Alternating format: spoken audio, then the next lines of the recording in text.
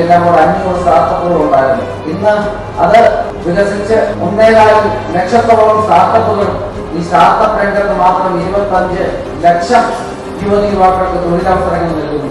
2014 500 കോടിയോളം ഉണ്ടായിരുന്ന എക്സ്പോർട്ടുകൾ ഇന്ന് 50,000 കോടി പിന്നിട്ട് കഴിഞ്ഞു.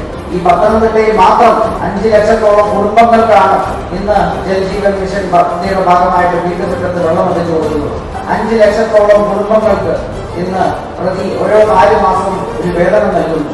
മാതൃവന്ദന പദ്ധതിയുടെ ഭാഗമായിട്ട് 10,000-ലധികം ഉപഭോക്താക്കൾ.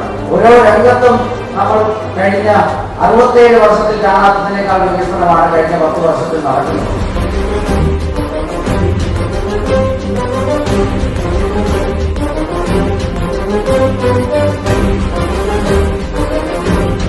Thank you.